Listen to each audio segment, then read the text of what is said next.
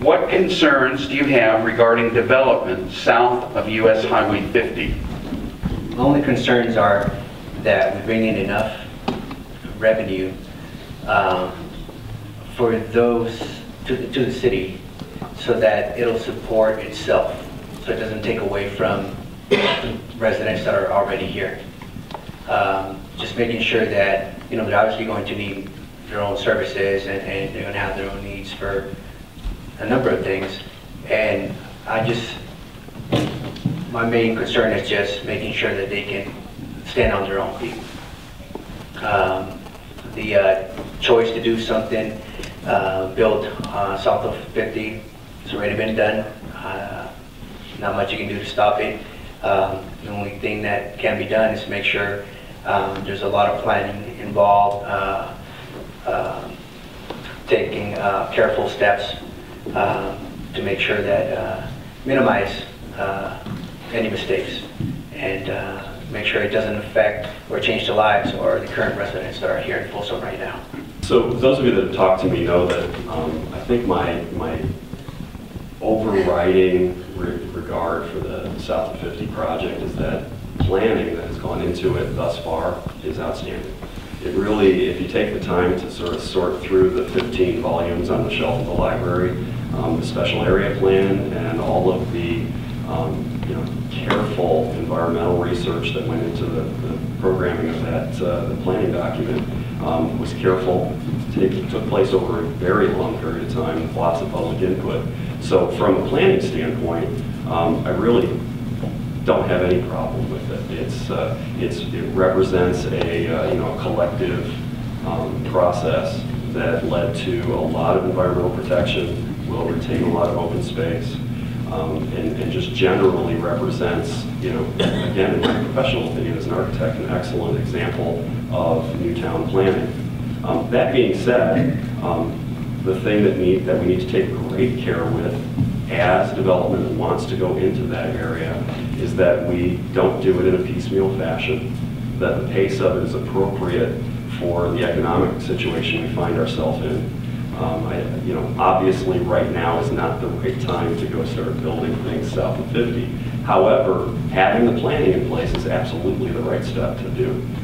So again, my concern is simply pace and making sure that we don't extend services out to an island and have underutilized infrastructure in place over a long period of time. So as long as it happens in a measured way and the infrastructure matches the demand, I'm okay with it. Thank you. As has been stated before, the planning of the SOI, in fact, the planning to get to the point where the SOI approval itself went to LAFCO, that's been, that whole effort's been ongoing for something in excess of 20 years. I agree with Michael's comment that there's been a significant amount of public meetings, public attention, public input to the land use plan. That was by design. That's a requirement that the land use plan be in place at the time the annexation application goes to Sacramento County. It's vitally important, and I've invested most of the last 12 years into seeing that annexation application to completion. There's been talk about building infrastructure prematurely. That's not actually how it will work. The annexation application has to be completed so that that property becomes part of the city of Folsom. There's no mandate that says it gets developed tomorrow. The city doesn't drive that. Any projects that happen in the SOI will happen just as all the other projects happen in Folsom, where the property owner comes forward with their plan for a given piece of the 3,600 acres, and it goes through the planning commission, all the city council, all those same steps. The infrastructure gets built as part of that project. So the city is not at risk. Basically what happens is the developers, they have to put in pipelines, they have to put in streets. There's, all of those things have to happen, and that happens because the developers construct it. So I don't think piecemeal is even possible. We know what the long-term plan is because we've all been to probably 100 meetings on that subject. The development of south of the freeway will happen as the economy turns around and as the landowners come forward at a time when they believe it's economically feasible for them to do it. So, you know, I believe the planning is in place, and I think it will happen ultimately. It will be an enhancement to the existing city. Steve, Yes, Alex, I'll say you're welcome. And the reason I say this is because the community told us that the new infrastructure, including water, sewer, garbage, and whatnot, there's a separate entitlement in place, and it's called Measure W. So the south of 50 pays their share, and it's not drained from north of 50. However, I also remind people that the city of Folsom is the city of Folsom. So that, in that one regard, we made sure that we don't rob the resources from north of 50 to provide south of 50. So that's why I say you're welcome. And that's a perfect example, Jay, if I may say, that over hundreds and hundreds of hours and probably at least 24 community workshops, that plan was created by the people. And again, the city council put Measure W on the ballot. It was memorialized by the residents at 70% approval rate. And the city council, in my opinion, was very smart. We put it in the charter. That way no other city council would just come in and willy-nilly start messing with something that the people wanted, that the people put together. And I agree with Carrie on the timing, and I agree with Michael on the planning, because within this planning document, each area has also what's called a specific plan. So the whole plan for this is very well spelled out. It's very transparent. And why we won national awards for the planning for that area is because we are preserving 1/3 of that in natural open space, plus another almost 400 acres in parks, plus the many miles of trails, and also connecting to other hundreds of miles of trails.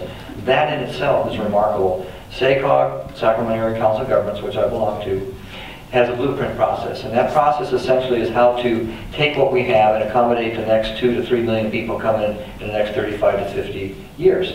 We are recognized as the #1 smartest growth planning area in the entire country right now. We've won plenty of awards for it. I've gone across the country, as my colleagues have, and explained what we're doing, how we're doing it, and the accolades of how we did it as a community is a perfect example of a community setting up the plan to expand their city. And just so everyone knows, that's not City of Folsom property right now, it's Sacramento County. Them and Rancho are still trying to figure out a way how to develop it. We need to defend our borders. everything I've heard, most of what I've heard, I agree with. For me, the most important, there's two pieces to this that are very important, is local control and sustainability, self-sustaining piece of the new part of Folsom. And just as this isn't new to the city of Folsom. In 1984, we annexed much of what is now Empire Ranch in Broadstone, 3,200 acres of property. Went through that process, and I venture to say most people living out there don't feel like they and that sort of stuff. That is the city of Folsom. The area south of Highway 50 will be the city of Folsom. It's not going to be those guys need to pay for their stuff. We'll make sure that it's self-sustaining. That's what we have to do as good stewards of development. And the other thing I like to point out to community members is I really feel throughout the years and the decades, many years even before I was on the city council in the city of Folsom, I believe that Folsom has gotten better and better at growing and making sure that growth certainly brings more people, some congestion, but it's got to bring benefits to the community. When I moved here in 1987, there was not 1 mile of paved bike trail. There's now 34 miles, and we're shooting for 50. We probably had just a few parks at that time. I know Ernie was just getting fired up, getting a lot of these impact fees built up to work these parks into our master plans. And so if you look at the growth of the community from the standpoint of the people, and want to get whiny about that we're 65,000 people, and in 1975 we were 10,000 people, that is growth, but you have to make sure it's sustainable and it does bring some benefit to the community. And those are the things I really look for, and I agree. I think it's a plan that brings a lot of that, and I look forward to the people that brag about the fact that they live in that area of Folsom at some future date. And Jay, what do you got?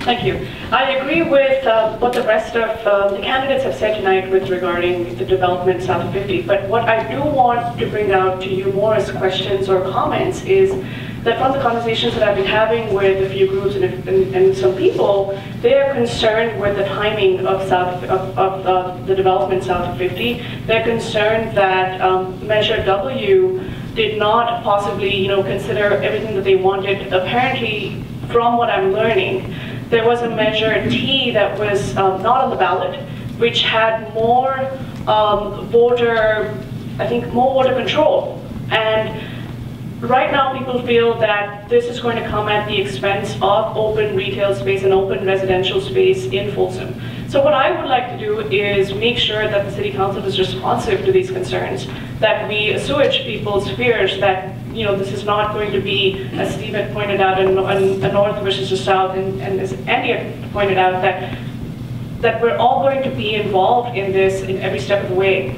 and that we hope that, you know, if there are any rumors or anything that people don't know about, that we have a plan to address it, that everyone knows what's going on at every step of the time, and that once, as Carrie had mentioned, developers come up with their plans, that residents have, that their voice is heard and that their opinion is considered and also answered. Thank you.